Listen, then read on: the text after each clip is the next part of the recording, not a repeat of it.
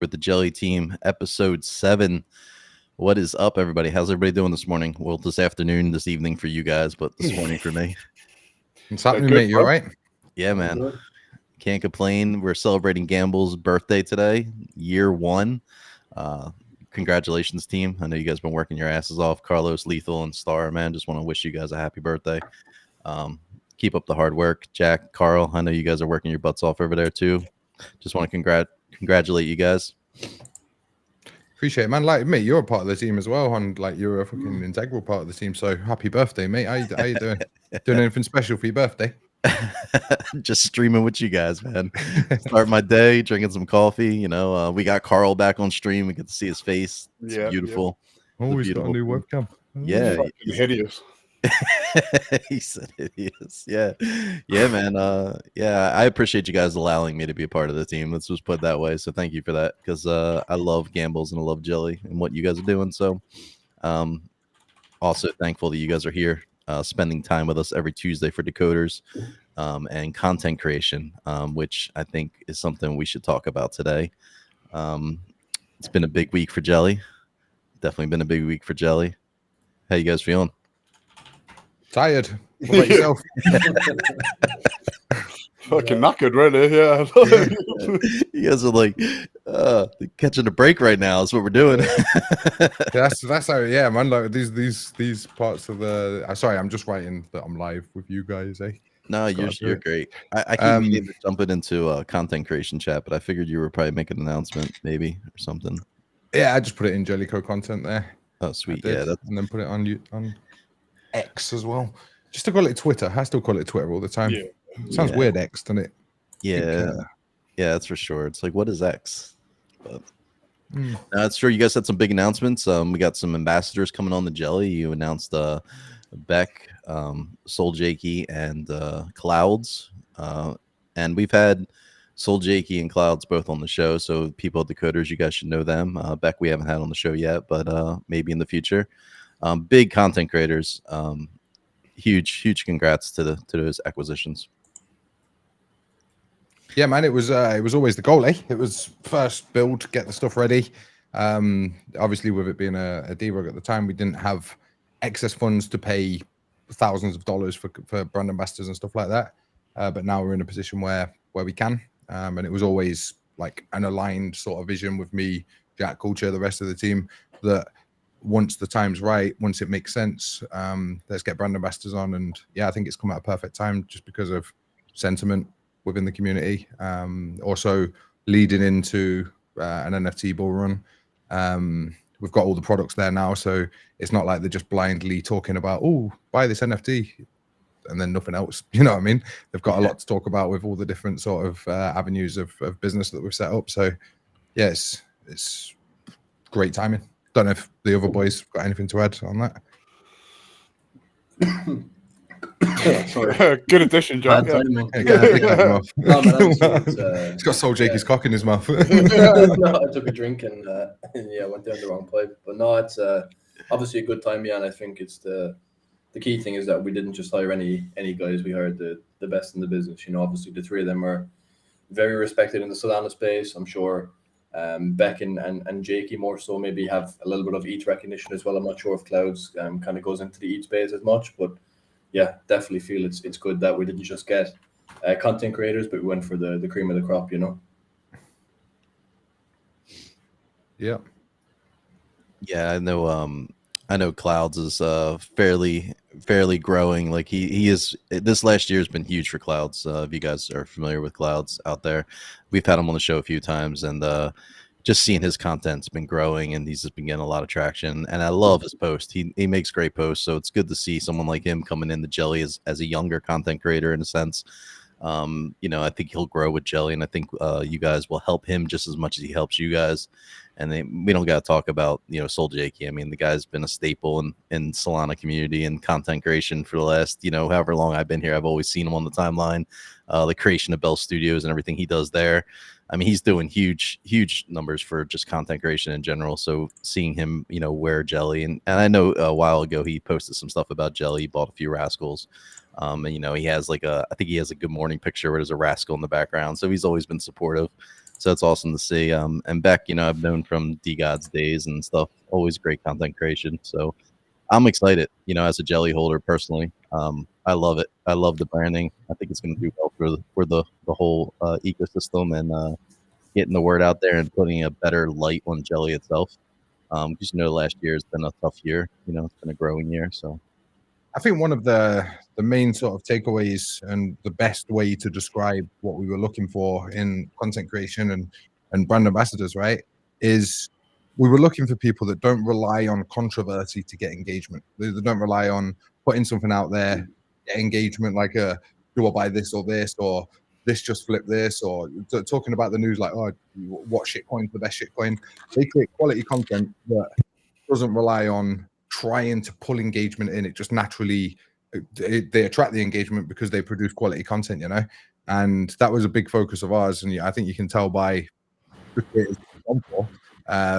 that that was an angle that we wanted to go down, because I think it's important that content creators have personality, and if it becomes natural to them, which all of them it does, it's a lot more appealing for the viewer. It's a lot more pleasant.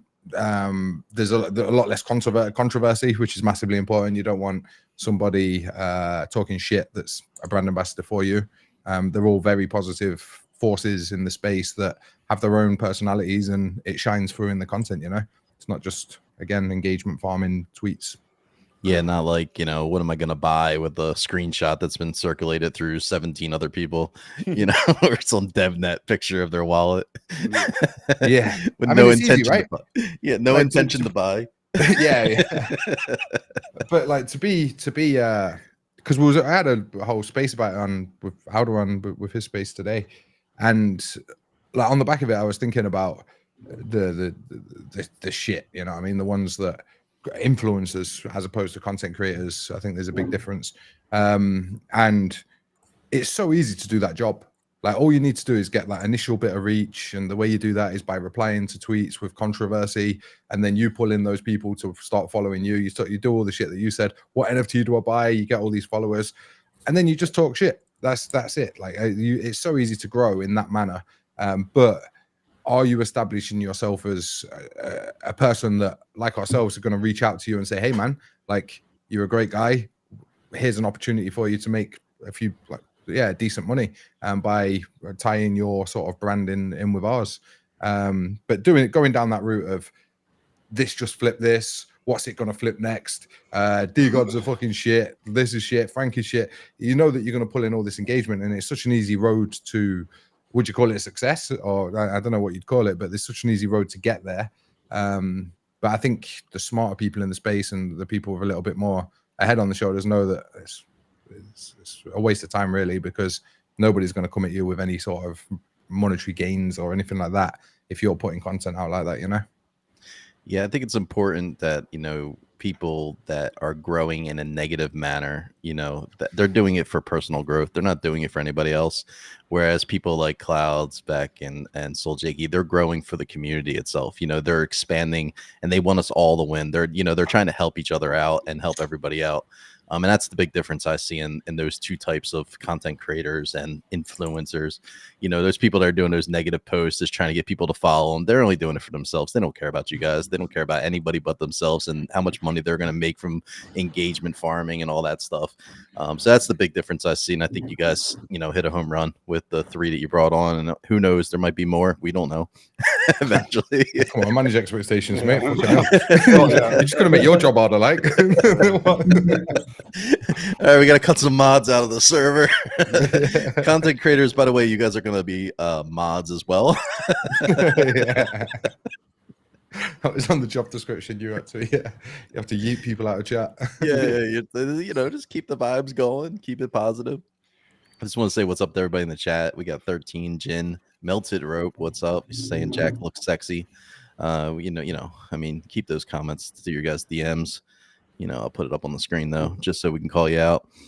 What's up, Jasper, Corey? What's up, everybody? And if you guys are wondering where the French guy is, he's flying home from Turkey right now. So he'll be back with us. He has a show later tonight himself. He does his trend show. Will be on tonight, and tomorrow we're doing a show with Rivals for their launch. They're bidding on Magic Eating, and then we so he'll be back. Just wasn't back in time for today's show, so no flipping is happening today. The flipping is happening.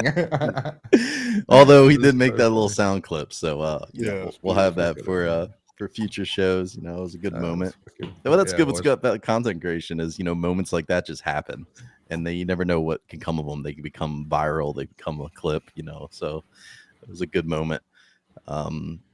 And nobody's asking about them not being here though. But yeah, no, that's why we've retained viewers. People are coming over. They're like, "Wait, Dem's not there. All right, I'm gonna stay." Where is he? I thought he'd be. He might he said he couldn't later. do it today. I did he? Yeah. Yeah, put in a little chat. Can't make it today. Enjoy. I think he was too far from home to run home. So yeah. No, we love them, Dan. He's been doing wonders for the Soul Suite and the Alpha team. He's a big part of Jelly, so we talk a little shit, but we still love them. Yeah, I like working with them, Dan. I see him as like an understudy in a sense, because I appreciate his effort, man. Like, he's a young kid, and the amount of effort that he puts in to sort of better the project is like, yeah, it's testament to sort of who he is. And we teach him a lot of lessons. I know Culture Jack, myself, we're all in DMs with him privately, and like when we speak in groups. I told him today, like, we give him a lot of shit, but like when I was younger, I used to work on a building site, right? I did construction, like bricklaying, or I think at that point it was just, what's it called, where you have to pick up all the shit? I forgot. Labor, yeah. I did that, and it was new. I was just got into business, and all the guys there sent me to this shop down the road, and it was like, he gave me a list that was on it. It was on a piece of plasterboard, and it was a list like left-handed screwdriver, a long weight, long way, paint, and all this stuff. Yeah. How long did you wait there? How long did you wait? I went in the building. It was an office. It was just some random office. I walked in. I was like, "Excuse me, yeah, I've just been sent here for all of this." And they was like, "What the fuck are you going on about, mate?" Like, you know what I mean? Like, but it's just what happens when you're the youngest in the group. When you're the guy there, you're everyone else's entertainment, but it don't mean that they don't like you. Usually it's because they like you. You know what I mean? That's why. I know, and I had to explain to Demdan today that he's, as long as he's the youngest in the group, like, he has to deal with that shit. Like, that's just how it is. We used to work. Well, I used to work at a quarry, like doing a bit of kind of labouring, like you were saying. And we had this new apprentice start, and like, he was just literally, his whole job was just running a dumper, like just moving stuff about. And we sent him up on his first day for a long wait at the top, and he was there for 8 hours, couldn't come back. He was like, my sandwiches gone warm, I've had no lunch. Like, he literally sat there by this quarry entrance for 8 hours, like his whole shift, just for a long wait. And then they sent him home. They're like, why are you still here, bro? Like, have you not waited long enough? And he's like, for fuck, he's fuming. But it's part of the course, though. You got to learn, man. Like, regardless in whatever business you're in whatever walk of life, like, those little initiations and hazings start happening, and it's like Carlos said, if you like that person, you see them fitting into the team, that's the kind of initiation they got to go for. If you didn't really care for them, like, you wouldn't waste your time doing it. Do you know what I mean? And he learns lessons on the back of it, and he's growing day to day, man. Like, you can see it in how he's dealing with stuff and how he's composing himself in groups and stuff. So it's nice to kind of watch him grow up, like, in front of our eyes. You know what I mean? He's the baby. He's the kid. He's the kid of the group. He's like your guy's son. Fucking hell. Jesus. No, I mean, end of day too. The cool thing about Web3 is age really doesn't matter. Because I've learned a lot from a lot of people that are younger than me too. In this space, when I first got into this space, I don't even, because we don't know who each other are. Like, until we start doing shows like this. I mean, a lot of us didn't know who the person was behind the JPEG. You just made this imaginary vision of who you thought it was based off your interactions with them. And then when you first see him for the first time, you're like, oh shit, that looks nothing like what I imagined. Yeah. So, but Web3 is great for that, man. I don't think age really matters in Web3 when it comes to growth and knowledge and, what people actually are, what they're doing and how they handle themselves. So, it's good to see. So with content creation, how do you guys feel that really guides your NFT projects? Like, I know, Carlos, you made a nice post about it yesterday. It was really in depth, and I think if everybody had a chance to take a read on that, it's spot on what you said on your tweet about how content creation plays with NFTs. But I'm just kind of curious, Jack and Carl, your takes. I'm sure you agree with Carlos here. how they guide NFTs, but you guys do have different perspectives. So I'm kind of curious about your perspectives. Yeah, I guess I'll go first. I guess like the main thing for content creators, right, is that like when you have them for your project or your brand or whatever, is that they're not just like as Carlos was touching on earlier, right? Is like there's influencers and there's content creators, right? And a lot of projects have these influencers that whether they're paid or not, they'll just kind of push a message that is just suited for engagement, right? But what these guys are doing, the three that we have, they obviously make content to hopefully get engagement, right? But their content is meaningful. It's thought through. A lot of the times it's comedic, like especially with Jakey and with Beck, it's just like pure comedy, right? And if you can push comedy and in like education into one, so like you're pushing your brand, you're pushing education on what this project does, while also having that comedic effect, I think it's really good for the project itself because you're getting a lot of eyes on the project in a lighthearted way, right? But they're also learning from that experience as well. So that's why I think like these three that we have specifically are like perfect because, as we said earlier, they don't just shit post, right? They're not posting shit just for engagement. They're posting shit because one, they love making content. Two, they're fucking great at making content. And three, it's like mostly educational too. When Jakey does posts about Solana Mobile and different things like this, he's not only making funny content, but it's also educating people on what the Solana Mobile gets you, So that's my take on it. It's important to separate the difference between just shitty influencers and actual content creators that provide comedy and education. Yeah, agree. Me, same. Really, exactly what Jack said, and that kind of echoes what Carlos said yesterday. Like it's just in like content creators versus influencers. Shitfluencers or whatever you call them in the space. Like they only care about how many whitelists they get to dump on people and shit in a narrative that usually fills their own pockets. Whereas Jakey, Beck and Clouds are not. They don't do that. They don't just show everything under the sun, and the quality of the content that they put out, right? They give a fuck about it. You can see mostly in their videos or their uploads, like there's thought behind it. They've gone through a little plan. They've executed it. Shitfluencers just post whatever. It doesn't really matter. So, it's those guys that really put an effort into their passion and their hobbies that I like trying to grow for themselves rather than just what's going to fill my bag next. Yeah, as we see, we have one of the hype mints happening today. You guys are taking part in that, maybe. But everybody's buzzing about, crypto and deads or whatever this project is. That mint's coming up this week, right? Yeah, it's tomorrow. Well, today, sorry, like in 6 hours or something. Yeah, I mean, I'm hoping to see we start seeing those profits roll back into, sound projects like Jelly or Blocksmiths, or Famous Fox, like good projects. Let's hope that people are smart with their money and rotate those profits. Good luck to anybody that's minting that, but it's a good example though of content creation because people that are out there shilling the crap out of a hype mint, those aren't the type of people we want shilling jelly. You know what I mean? We want people like you guys are saying, they're educational, they're doing good for others and actually have, comedy value too. Because I think they become their own personality and you get addicted to that personality and you want to watch their content. And then when they start talking about projects, you kind of have faith in them and you believe and trust in them in a way that you'll actually go and do your research on those projects more so than you would if it was just some shit influencer just posting something to fill their own bags or because they bought a bunch and they want you to go buy it now so they can dump on you because theirs is already listed on the floor. So yeah. Huge difference, man. Definitely a huge difference. And Carlos, I know you've been promoting, Jelly is the place to be for content creation. So if there's content creators out there that are listening that aren't part of Jelly, like what would you say to them to like, onboard them into Jelly? Like, do they need to be a holder to be part of the content creation? Like, what's the plans there? Because like I said, you've been promoting that Jelly's the home for content creation, stuff like that. We lost Carl, it looks like, on camera. Wait there. No, you're good. But yeah, he's just had to say he's like turn the camera off, have a swig of beer, and then get the coffee back. What do you mean, mate? I'm not whiskey in the coffee cup. Yeah, I was going to say I'm not done, bro. I washed the coffee cup out first and then put the beer in there. I was gonna say it sounds like he's drinking beer, but yeah. So what's Jelly's plan with content creation? If there's content creators out there that are very interested in coming on board with Jelly, what do you have to say to them, and like what information do we have for those people listening? Yeah, I mean, obviously, we're at a point now where we've got all the businesses there. It's all about just scaling the businesses out, getting more people on. So we're now in a position to develop and support creators. And when I say develop, I mean offer tools, services, advice, put you in a group with other creators so you can all share ideas amongst each other.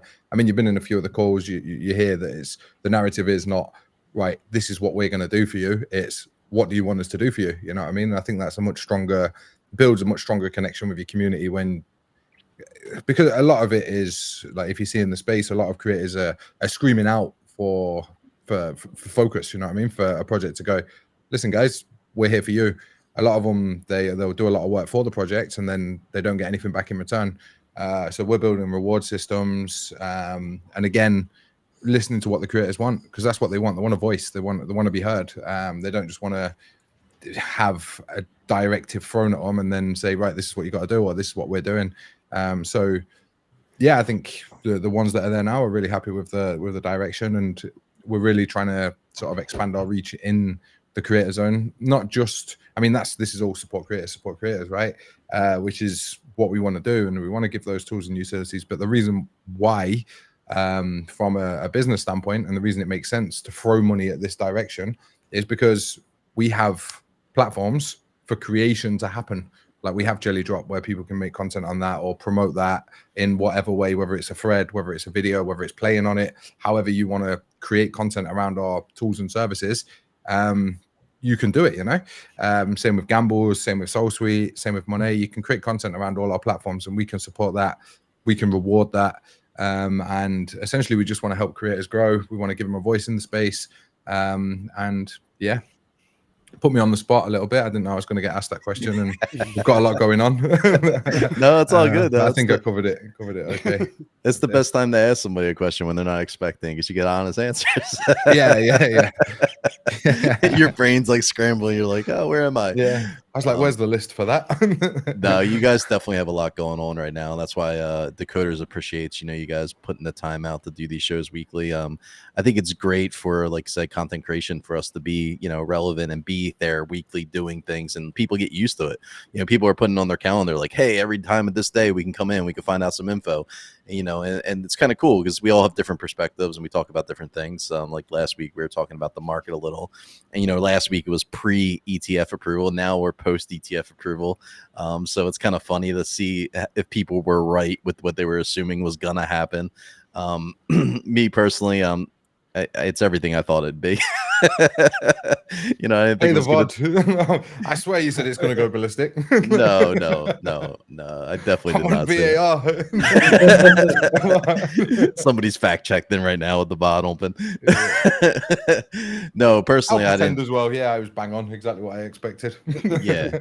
Well, I mean, personally, people that have invested before and kind of noticed stuff. I mean, look at like ETFs when like you had things like different like gold ETF came out. Yeah, it did go ballistic. But gold's also a little hard to get. At the time, it's hard to buy. So it's a much far-fetched commodity to use and resource an ETF. This ETF, I don't know. It just doesn't seem right. You know what I mean? Like there's not a lot of money being put into it. When you see BlackRock only put like, a certain amount of money in and all these other, it doesn't make sense to me. There's something one thing I did get right, mate. I don't know if you remember this. I don't know if anyone remembers this, but I was saying after BTC ETF gets approved, the money's going to flow into ETH. Yep. Do you remember me saying that? 100%. 100%. Guess what happened? Yeah. Made a bag. Yeah. I finally did. I'm finally not a top.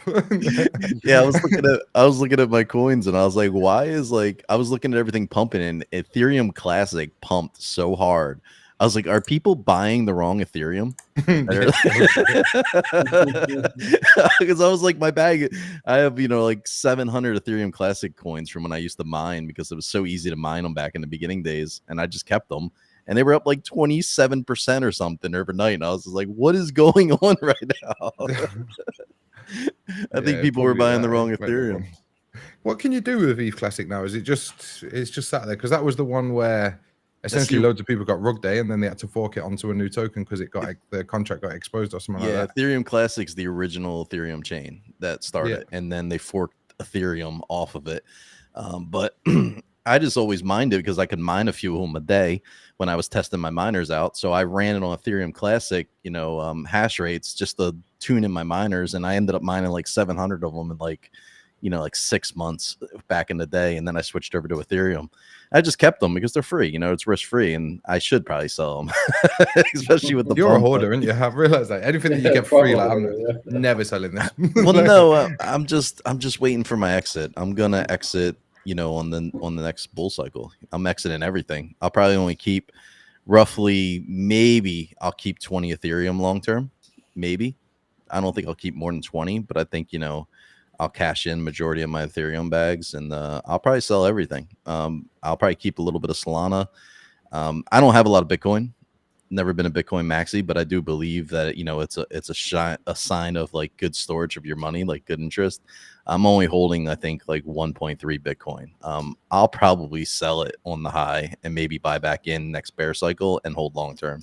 But honestly, I don't know. I feel like this is my cycle. I've been planning this since 2021. Yeah, it's definitely. I think with Bitcoin, like, we're past the time of 10x's in a bull. You know what I mean? It's not going to happen, but it's not going to collapse. Whereas some of these alts, it's higher risk, higher reward, with the altcoins. And I'm there for that game as well. I've got some Bitcoin on a ledger, but it's, again, I don't look at it. I just keep it there. If it goes to $1 million, it goes to $1 million, and I'll be happy with that. But yeah, I'm ETH, Solana. They're the two that I'm like bag holding for and then Bonk. I've somehow managed to accumulate a lot of Bonk. He's like Bitcoin, ETH, Solana, Bonk. Yeah, it was. I was there for the trade, and now I'm part of the community, mate. Is Bonk the new SHIB? Yeah. Well, that's why we got the brand ambassadors on, mate. They're gonna be shilling Bonk. That's what it's about. Well, I mean, I think Bonk definitely has the good upside because it's sitting on Solana chain. I think everything Solana chain that has decent value is going to do well. Like and that brings me to my next point. Like Jupiter's coming.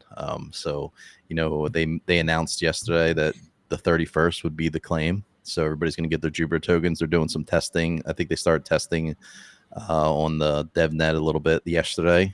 You could like do some test orders and stuff like that. They also announced the meme coin. Have you guys seen this? They're talking about launching a meme coin, and they're saying I think it's out today, right? It's the mock one today. Next mock week one, they're yeah, launching the actual meme coin that'll have some LP against it. And what the fuck are they doing?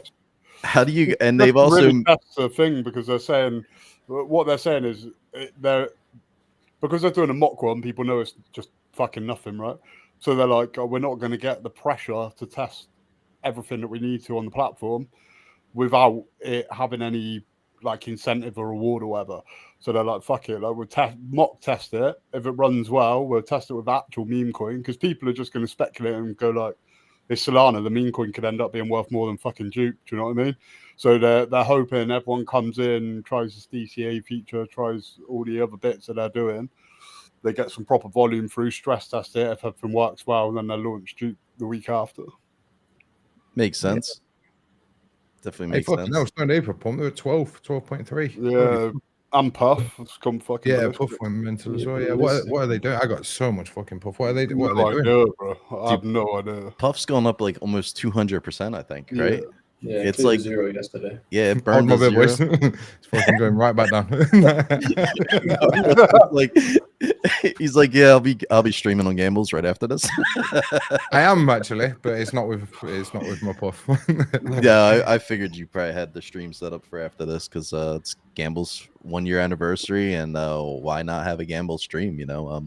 I mean, technically, it's like you stream regularly anyway, but got a lot to celebrate tonight, that's for sure. Yeah, it's good, man. Like 1 year of Gambles is huge. It is.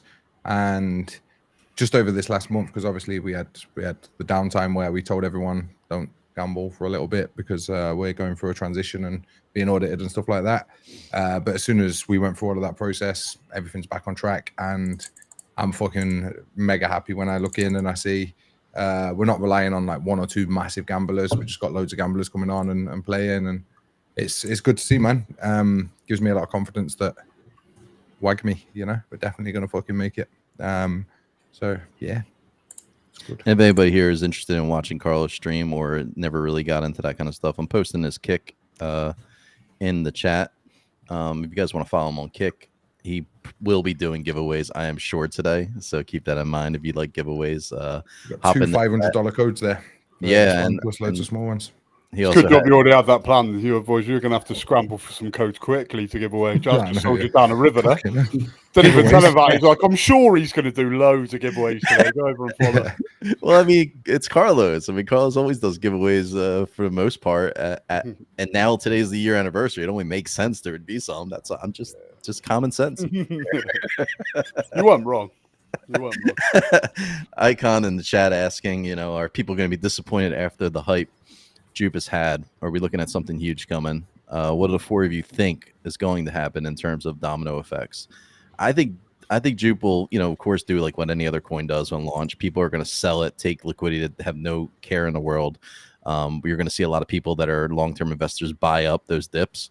I think it will stabilize and probably do well alongside Solana into the bull cycle. But I mean, this is just my opinion, of course. I have no idea what it could do. But you got to think about the terms that everybody uses Jupiter. Even if you just transfer stuff through Phantom, 5 out of 10 times it hits Jupiter on those transfers. Sometimes it goes through Radium, sometimes it goes through just Orca, but a lot of times it does push through Jupiter. So people are using Jupiter and don't even know they're using Jupiter when they're using their Phantom Soulflare wallets and doing transfers. I don't see it doing bad. I think initially it might drop a little, but I just don't see it doing bad. How about you guys? Yeah, I'm going to I'm going to hold it. I think there's going to be a shit ton of liquidity for the token. I think a lot of people's plans are, some people are going to initially sell and then buy back, but I think a lot of people are just going to hold and continue to sweep. Because again, I would say Jupe is, we're kind of obviously not comparing the two, but where Bonk is now, where it's like past a meme coin, Jupe is also not a meme coin, right? And it's something that I think is going to have utility for the next however long Jupe is around, basically. And coming into this next bull run, I think Jupe's going to, as it has been doing for the last 2 years, play a major part in Solana. And I think it's pretty foolish not to think that Jupe will have massive utility and liquidity for the next 1, 2, 3, 4, 5 years, however long. So for me, it's definitely a hold and accumulate, I think. Yeah, I agree with Jack. So someone mentioned on, I don't know if it was on this space last time, on the show last time, but meme coins and shit coins are one of the worst things to happen to the NFT space, because now people just think money grows on trees, and people's expectations of NFT projects is like, why are you not giving me $1,000 a week? I don't even hold this fucking token and I'm getting loads of it. You know what I mean? So it's some people's expectations and their sort of sense of reality has just gone out the window, because they've seen what happened with Bonk. They see what's Jupe. It's free money at the end of the day, and people just think, because they do that, I hold this NFT, I support this NFT project. Where's my $1,000 a month? You know what I mean? So it's been a blessing for the holders, obviously, in the space. It's been really cool. But in terms of for projects, it's difficult to manage, because now everyone's expectations, everyone just thinks money grows on trees, But I think Jupe will do well. I do. I think it's a utility token. They'll do something with it, Yeah, well, there's another round, 3 rounds, and they're saying there's various things you need to do in order to hit those different phases. But I think just from the initial, it seems like a decent amount of supply, and people are just speculating. Obviously, they're looking at OTC markets as 0.65, 0.7 on 2 different ones. So, where does it open? So somebody sold some 1.2, I think, 0.95. So it doesn't really matter where it runs. It's going to open at reasonably low level. They've already said that.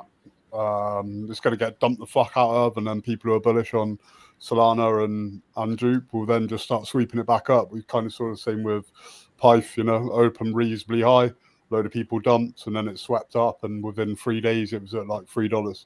So the people who held were at massive. I think anyone dumping on day one's just fucking stupid, to be fair. Even if you need the money, just go a couple of days hungry, do you know what I mean?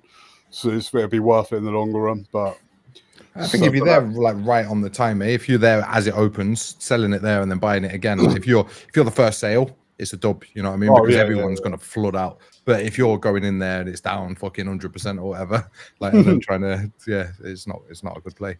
Yeah, sure. And think about this, guys. It's a free, risk-free hold. So like you're getting it for free, and it costs you nothing to hold it. And who knows what it might become.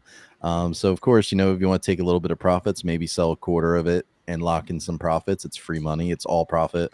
And hold long term. You know, if you believe in what Jupe's doing. And someone just messaged, you know, do they think Jupe can be distracted with Spider? Now, Spider is another aggregator that's launching. I think their launch is on the 18th. Which is in a couple days. And, you know, they plan on, you know, doing the same thing Jupiter's doing. So, I mean, I'll be interested to see what they do. I do have a vesting with them where, you know, they'll vest you and whatnot. And you just, you know, we don't know what we're getting yet. So it'd be kind of cool to kind of see competition come out, but who knows how they're going to compare? What are they going to do different? What are they going to do to compete with Jupiter and Radium and all these other pools? Like, you know, like what did Jupiter do to compete with Radium in the beginning? But Radium was always like kind of shit to me. But you know, I'm interested to see what Spider does. There's a good chance it could distract it, but I don't think Jupiter's going to lose like market share right away. Kind of like Magic Eden took a while to lose market share to Tensor kind of thing, you know? Mm-hmm. Well, the thing is with trading tokens, it's not like NFTs or anything like that. You can't do too much, can you? Like if you want to sell a coin, you just do it in your wallet with Phantom or go on to Bird's Eye and do it that way. I don't think, like, if it's not broke, the market's not big enough to have fucking shitloads of them right now, maybe in the future. But I don't know how you can innovate on something as simple as I want to sell this token, aggregate the price for me, you know what I mean? Yeah. Like the fees are already low. Like it's not like they can come out and say, yeah, we'll do it for free kind of thing, because then it's just not going to be. I mean, they could do that at the start, but it's not going to be profitable for them. I mean, if Jupiter wasn't doing an airdrop, would most of you leave Phantom and go to Jupiter and do a swap, or would you just do it in Phantom? Well, I think Phantom is Jupiter, right? It goes through Jupiter, yeah. So when you swap in Phantom, I think for the most part, I'm sure there's a few different like portals, but I'm pretty sure Jupiter is like the main one that it sure is. I mean, it's not 100% because I said it depends on the coin. Yeah. Some of the coins, like, you know, if you're trading a shit coin that just got listed, it might not go through Jupiter yet. It might be going through like Orca and Radium, but for the most part, I would say 80. Like, listen, I've only used Phantom for probably the better part of the last year. Whereas like back in the early DeCod days when I was selling some dust off, yeah, I was using Jupiter directly, but I still was able to qualify on my main wallet for the 20,000, you know, tokens. So that's a high volume, and I rarely use the Jupiter app. So that just tells you that Phantom actually does work through Jupiter because most of my transactions were done through Phantom. But I mean, like you were saying, Carlos, though, what can you do any different? You know what I mean? Like, what's going to make people use Spider over Jupiter? Like, what can they do that's different? And I'm interested to kind of see what they might do. I think their vesting might get people on board, but are people really going to navigate the Spider swap when they can just swap in Phantoms? What I'm getting at, I don't think people will, and people are lazy. You know, people don't want to be bothered unless you give them some kind of incentive, of course. So I guess it all depends on the incentive and see what Spider does. You know, they're causing a little bit of hype. I'm in their server. I've been checking out what they're doing. I think they have a good chance. We'll see what happens. I'm interested to see what they give us for vesting. You know, how much is it? You know, how much tokens they give us. The token price has been decent. So has it? Yeah, it's been like 2 cents, 3 cents roughly for a token. So I mean, that's not bad. You know, I got one of them. I'm going to floor it right now. Yeah, no, you'll get allocation for Jelly too. Yeah, that's the thing. Everyone got one. Yeah, and I think they're giving us an additional airdrop whenever. If you have the one, you're vested, so you're a backer vestor. Oh, really? Yeah. Yeah. Okay. So you're an early backer vestor, and on the 18th, you're going to be able to log in, and that's when they're going to drop the details. Yeah. Okay. So I'm an early vestor then. Yeah, as long as you haven't sold it. As long bullish as on Spider Boys. I think they're really going to cause a wave in the market. As long as you still have the token in the wallet that you got the airdrop, the one token, that wallet is vested. Okay. And just make sure you have one token in there before the 18th of this month, 2 days. Well, 1 day for you guys over there. Just make sure you still have that one token in there, and you have backer status. They haven't released details on what it details, but you have backer status, and you'll be able to be vested. So maybe it's like a bonk vestment. You know, there's people that are getting bonk every week. You know, who knows? And if the token's doing decent, I mean, it's free money. You know, you got to look at it like that, guys. You know, I'm all about free money. Real quick, we're talking about airdrops and stuff. How do you guys feel if Tensor decides to do an airdrop or something along those lines, or Magic Eden even comes along the lines? Do you guys think that's good for marketplaces? I mean, we see what Blur did to the ETH market. I think Blur really, you know, all that farming that happened really hurt projects more than it helped projects, because people were more focused on their own pockets and, you know, farming for the token. Do you think the same thing would happen if Tensor and Magic Eden decided to get into that kind of like mindset and do an airdrop or rumor about it? Do you think it's going to hurt the NFT market more, like kind of Blur did to ETH a little? I think so.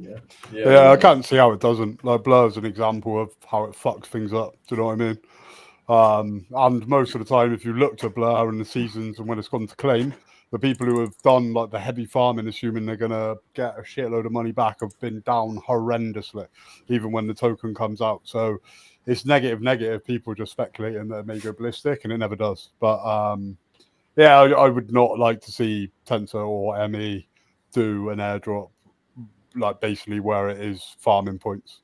Like it will just kill a lot of projects. Unless they dropped it and it went off of previous history and it was just like a thank you to the communities and the people that supported them. Yeah. I think that would work if like they released the token and like they just went off the history of prior, and like they kind of did it like you know what I mean, like they didn't announce they were going to do it and like say it's coming and make people do what kind of what's happening on Blur. But I can see Magic Eden doing something like that. But I mean, Tensor has what, like a big part of the market share now. So I mean, for them to do it, I think it would kind of would really wreck NFTs in a sense on the Solana chain, kind of like Blur was really hurting. I mean, Blur really destroyed a lot of ETH projects for a while, and I don't know if it's still happening, but people were just selling into bids and then rebuying and doing the same thing and taking losses daily. I mean, the one guy was doing it with DeCod3rs. He lost like $1 million in a day. It felt like. This is crazy. I'm gonna disagree with your opinions to an extent. I do agree that it will cause some damage, but the amount of damage that was done on Blur, I wouldn't say it was totally down to Blur with the ETH. I think it's royalty enforcement. Like these guys could they could scout markets and all these micro trades. We've seen it on Solana when there was no royalties. That's what fucked us the most, right? Yeah. When there's no royalties, it was all these bots coming in and doing all of that.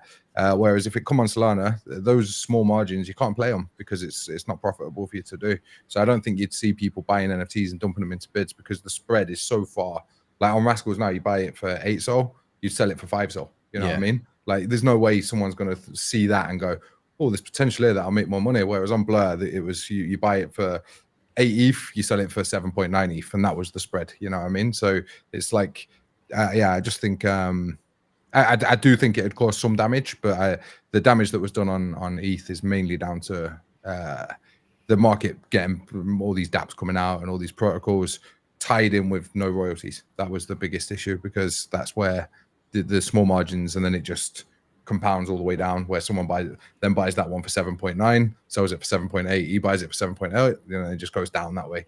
You know what I mean? Whereas that wouldn't happen on Solana as much just because of the enforced royalties, you know?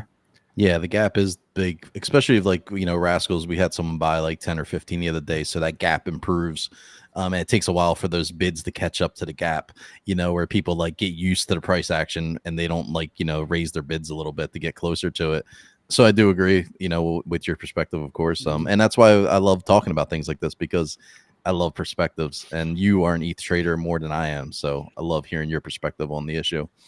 To me, as an observer and someone that was just watching it happen, it just looked like it was wrecking the market in a sense, seeing like people lose money like that. But I mean, I guess people in ETH can lose money. They're okay with it. Even at this point, 1 ETH, you know. Like what's fucking ETH now is blend more than anything else. It's the loans, because when something pumps, everyone loans their NFTs out, gets the amount that the pumps out, like just below the floor or whatever. And then there's that many loans being liquidated because it slowly starts. After a pump, there's always a retrace in NFTs, right? There's not a sustained amount of buy pressure. And then as soon as it starts coming down a little bit, these loans start going underwater, and then it's just bang, bang, bang, bang. And you see sometimes, like you see, Azuki's got a sales bot where it's like bullish. Someone just swept 40 fucking Azukis, but it's not. It's blend dumping them all into a pool. You know what I mean? And it just drives the price down massive. Like that's killing. That is really. They need royalty enforcement massively. ETH is without royalty enforcement on NFTs, because there's not that many people buying NFTs, right? There's more people selling than buying. So you need a way to control it where that can't happen, because it's just fucking mental. It is. So yeah, it's blend that's absolutely killing ETH right now. It's a good point. I didn't even think about the royalty enforcement. That's a very, very good point. And that's where you, like you say, you could see. I mean, we were watching it, weren't we? Like some of the big boys on ETH. I remember you had it up. We were in a voice call, and you were just watching them like buy, and then all of a sudden it was just bang, bang, bang, bang, like just selling them into bids when they got their tokens or whatever. You're just watching 20, 40, 60, like just boom, like, and the price just constantly coming down and down. And like you say, people are buying them, and then they're flooring them for like a 0.1 after. And with the spread on Solana, I think it, yeah, like you say, like, you know, taking that into account, it may not do as much damage. I think to begin with, it would have a little bit, but I think it'd rebound up pretty quickly, and smart traders would pick up on what's happening with that and probably be able to out trade like these people that were just picking up and trying to floor it, depending on what the spread looked like. I think you would end up getting people like yeah, it's a bullish thing, man. Fuck it. As long as I'm eager, I barely I barely use Tensor, so as long as it's fucking ME, looks all good. Hey, Magic E and Tensor, if you're listening, just reward loyalty. Don't, get people to engage just to earn. Kind of like that. I think that would be the better way to do it. If Magic E was going to do an airdrop, I would love to see them just reward loyalty, because then I'd be doing amazing, because I don't use Magic E that much anymore. But I think it would be great. I try to use Sniper as much as I can when I trade, but I haven't been trading NFTs too often, so just pretty much sitting in the background with NFTs right now. Yeah, Icon, what Matthew was farming, yeah, that exact thing.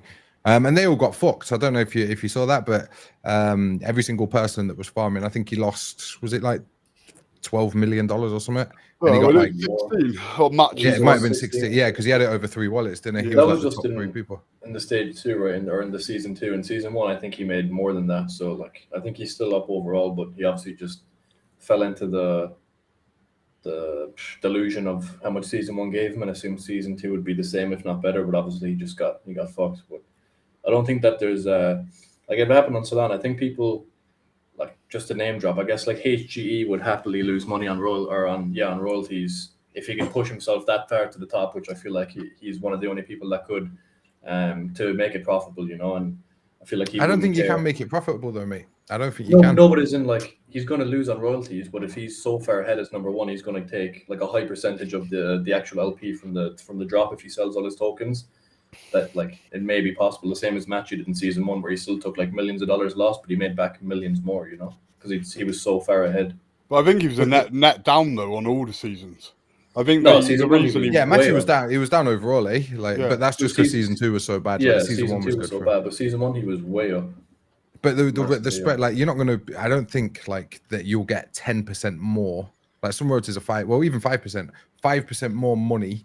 And that's you lowering the floor price as well every time you do it. You buy in, so you're pumping it and then lowering it. So let's say you average 7%. I don't think you're going to get 7% more money than you lose, and that's just to break even. You know what I mean? Yeah, definitely. Yeah, it just for your average user maybe, but I'm not sure if, like, as I said, maybe SHG is like probably the biggest dumb money. That's what it is. Like, really ridiculous money. Where if you're that far ahead, maybe as you get such a big percentage, you could do it. But again, it's going to be a risky one. But I just feel like someone like him would take the risk, because, I mean, what does he have to lose? You know what I mean? If you got a few boys with fucking dumb money as in Solana ecosystem. Like, look at Soul Big Brain. Like, Arkin's got a bit about him and whatever else. Like, there's probably people that would push up if they thought there was like a positive EV on it. I don't think he'd be the only one, really like farming that hard. Do you know what I mean? Could just switch now. He's like, I'm bearish. No, it's not bearish. It's just HG isn't the only person with fucking money on Solana. Like, I think if they genuinely thought that they could make a decent amount more money by doing what Jack was saying on Solana, HG wouldn't be the only person doing it. I think there'd be a little section of people at the top all pushing it. And then how far do they push each other? Like, how clear is he got to be to make his money back in that aspect? You know what I mean? I'm pretty sure he's like maybe the only billionaire on Solana. Maybe, I don't know about Sol Big Run. I don't think he's quite the billionaire, but he's obviously got a shit ton of money. But yeah, that's the only reason I name dropped him, because I feel like HG just doesn't give a fuck about money from a few of the shit that he's done. He's just a fucking massive player. Well, I Yeah, think it's all Definitely there would be a few Massive big knobheads, dogs, mate. 100%. massive. yeah, I think the difference between Soul Big Brain and HGE is that Soul Big Brain is actually He's smart with his money, smart A with his reasonable Yeah, guy. yeah, yeah. The thing is, well, he cares about the ecosystem, right? So the Yeah. like Soul Big Brain's not going to buy a bunch of NFTs and then dump them into pools Yeah, at he the floor ruined prices. his Eh? life, yeah. Whereas HG's just he don't even need to do that, man. He just Don't launches a give a shitcoin fuck. and then dumps the entire fucking lot on you. I That's mean, what he does. Soul Gets Big his little Brain cronies still to has, fucking talk about it. he still has the best trade in Solana we'll ever see, and hence why he has the name. You know, buying Solana for like 2 cents or I think 20 cents, 30 cents. He bought like $2 million worth, and then he sold it at like $200. I mean, think about the money that he made Yeah. on that. You know, that's some Fucking insane. stupid returns, man. Yeah, man. And then he Life bought it shit. all back at 8, all the way Yeah, up I to like know, 20. yeah. $8 to Well, like he bought- $20. He bought what 20,000 or 35,000 Solana between 17.5 and 20, wasn't it? It was all at 17 and a half. He put that one picture. It was like 17 and a half and like in that sort of range there. Just over like an hour. And then Yeah, but everyone sleeps on Google that time at the bottom though. Remember they bought however much at $8. Like they Google bought. Oh yeah, they were the second biggest wallet, weren't they? Second Yeah, or third yeah. biggest wallet. Yeah, yeah. fuck They're yeah, like it's what still a was it? top 5 They wallet. dumped They it bought like hundred or like tens or hundreds of millions of dollars at $8 Solana, and like they literally timed the exact bottom, which is fucking mad. Yeah, imagine that big corporation time in the bottom or something like that. You Yeah, know? it's crazy. Yeah. It's almost like they had insider information. Nah, that doesn't happen. Yeah, This is crypto, man. This ain't stocks. regulated, man. Yeah. Like I 100 wonder how times- much the US made on these ETF shit that went on, because they were like, imagine the SEC account get hacked. Like, you know what I mean? It Oh, mate, just that's seems like, fucking hilarious. yeah, it seems like they would have longed it there and then put out a tweet and then shorted it. You know, Yeah. that's the smart thing to do, isn't it? The craziest thing is that America, and I speak as an American, will put shit in your face and rub it in and not give a fuck. They literally will do shit like that. Like literally, like the whole Twitter thing. You know, it just goes to show you, like that's the kind of shit they'll do. Like they don't Yeah, even they care. definitely made money off it, man. Yeah, it's just like, how are we going to make as much money and how are we going to squash as much retail as possible while we do it? Yeah, I watched this thing about the US guys, right? So the police went around this guy's house and he had 35,000 Bitcoin or something. It was like he had $300 million worth of Bitcoin, or maybe even more. I can't remember the number. I think it was 3 billion. He had $3 billion worth of Bitcoin. They seized it, contacted everyone and said, hey, we've got this Bitcoin here, but he hacked the dark web and pulled this money out of the dark web. So no one went forward. And then the US, like on the documentary, they just sold it. They sold it and kept the money, like $3 Oh billion. yeah. I saw that. I've seen. Yeah, that the little the Chinese guy, eh? Yeah. Yeah, They were just yeah. like, oh, no one's come forward, so yeah, it's ours now. And then they just Yeah. dumped it. Like, is that a madness? Like, is that a madness or what? That sounds like, about right. yeah, it's $3 billion fucking dollars, man. Like, it's a lot of money. Give it to charity. They're like, Yeah. nah, man, more donuts for us. You know what I mean? He made mad money though, didn't he? Like that. Yeah. Like geezer who did that. Like, 'cause I know they seized that amount. Was it in Bitcoin or was it Ethereum? It was Oh Bitcoin. no! Yeah. I watched one about that Centra Tech, whatever, the scam geezers that basically made like a chain, and the US seized, was it 100,000 Ethereum? Like at the end of the day, he got X amount of time in prison, but he had to pay back like 20 mil, and then they seized 100,000 Ethereum, which worked out to be like dumb money, like 200 billions, bill or 2 bill or whatever it was. Yeah, and they kept it. Like, they just sold it, I'm pretty sure, or they're still holding it. Maybe they're waiting for the bull run, but they seized it do that. from he made like a blockchain that basically was going to onboard like an easy off ramp. Basically, you could spend your crypto on a credit card, and they had Money Mayweather was involved. Like they got into an advert for it. Snoop Dogg, like some other people, but, like it proper went in, and people were like saying, "Yeah, buy it," and they said like you're just watching this thing go up and up and up, and they had like 50 mil invested, and then they traded it up. But yeah, and end of the day, they ended up getting jail time. And America seized 100,000 Ethereum. Kept it. Jeez. Yeah, it's mental. I'm in the wrong business. I need to get into politics soon. Being American, I feel like it's sad though. I mean, it's just sad to see like our politicians are mega rich. Like they make 100. I think a congressman in America is paid $170,000 a year, which is good money. You know what I mean? Like that's a good paycheck. but they'll go into Congress and then their net worth is like 5, 10, 15 million after like a year or two. And most of them are doing insider stock trading. And it's sad because they're making, you know, legislation on things that affect their stock portfolios. It's just crazy, man. It's a crazy world we live in. But Yeah. you know, the fact the trade-off regulation, right? So this is going to get regular. Like they'll literally like they'll know exactly what they're going to do, and then they'll front run it. You know what I mean? yeah, Like Wall Street shit, innit? ICO level, like getting. How obvious was it that after no ETF's not been approved, or the fucking the Gary Gensler coming out and saying crypto's a scam?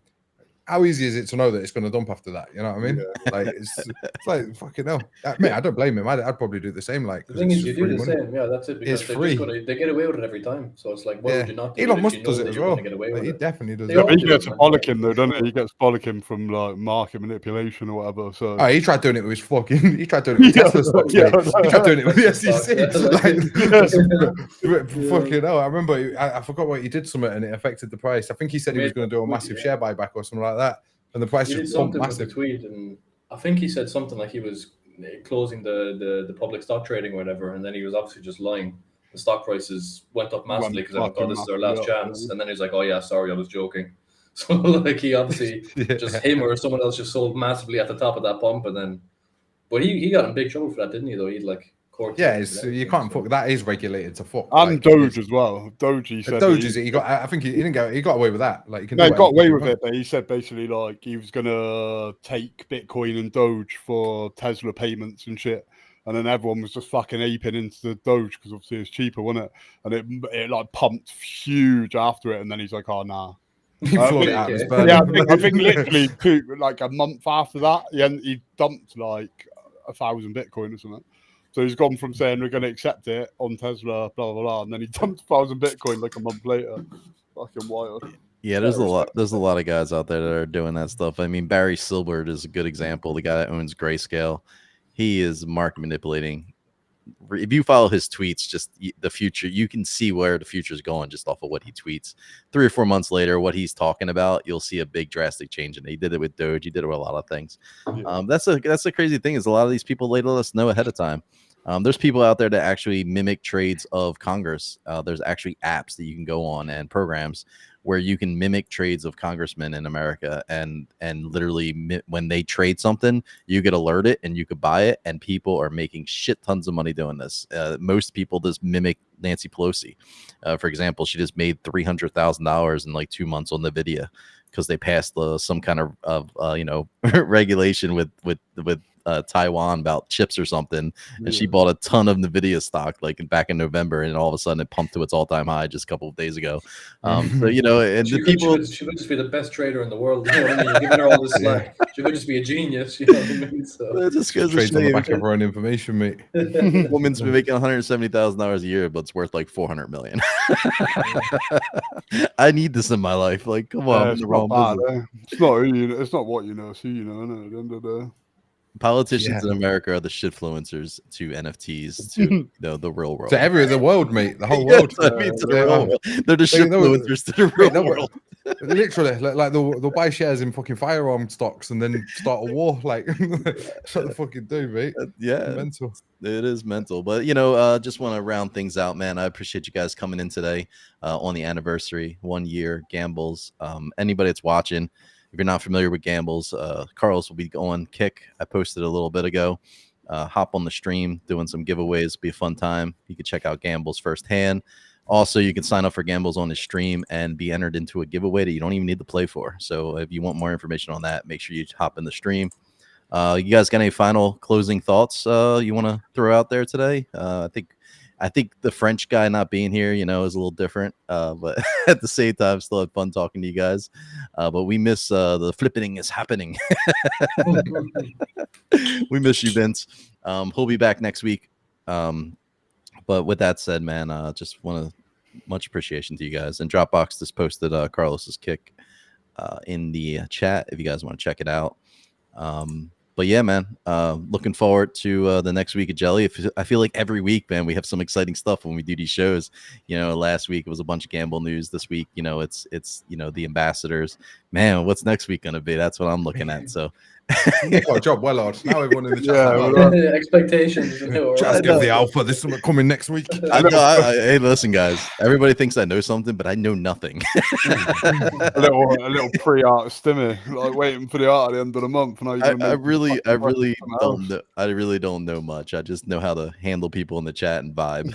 that's what I do when it comes in terms of jelly. So I know as much as you guys do, and I find out when you guys find out. There's no insider information on my side. Yeah, I think next week potentially might be a bit of a quiet one in terms of announcements. We are, I think we've scheduled in 18 hours a day to get this art ready for over the next week and a half. And then we're really pushing our hardest to make sure we don't, because I stupidly finally put out a date. I was like, probably like mid to end of Jan. So yeah, we don't want to miss that. We don't usually give deadlines. We don't usually give like dates and stuff, but this time we did it. And now we've put ourselves under significant pressure because, we'll get it done. We'll smash it. It'll be good. Yeah, I I said it was good news when you guys started asking for the one-on-ones, the open tickets, because that means, the artist is starting to focus on some other stuff too on the side, meaning that maybe the collection is at that point where that the artist can do that. So, it's speculation on my part, based off of the information that's provided. But I'm excited. Like I said, I'll schedule a reveal show once the date's announced, and Carlos and team announce like, hey, the reveal is going to happen then. I'll be scheduling a DeCod3rs show somewhere around that same day to I'll just bring 10 of my rascals on stream and we'll do the experience together. Anybody in the jelly community out there that doesn't mind being on camera and wants to be a part of it, reach out to me in DMs and we'll schedule it and get you on board. It'll be cool to have some of the jelly community come up and reveal some of their rascals with me. I think that'd be awesome, man, for sure. And you guys, of course, are always invited. But I'm sure I got fucking 700. To we could do like a 24-hour stream. Not be enough. Fucking 18-hour days for the next 2 weeks. Go into a 24-hour stream just to fucking reveal your rascal, so you can fuck off. Carlos is gonna he'll drop out. He's like, you need to sleep at some point. Come on. Yeah, he's like, you need content for your stream. Here's 30 rascals. Go reveal them, and send them back. Yeah, literally. It'll send you over. To be honest, it would just it would just send you over the wallet. I swear. No. And open them, Jazz. No, but much love to you guys, man. I'm looking forward to everything that's coming. We'll see you guys next week. Definitely hop in the stream though. I'll be over there hanging out, vibing in the chat with Carlos. Hopefully we don't hear the famous words. We lost it all, boys. Yeah, I've lost it all. I've lost it all. Hopefully we don't hear those famous words. But we're all familiar with them. We lost it all, boys. But then a miraculous comeback with like some big bonus buy. I love the excitement, man. Great streams. But thanks, guys. Appreciate it. Everybody in the chat. We'll see you guys next week. Yeah, take care. Thanks for having us. See you later, everyone. And cheers for running it, Jazz.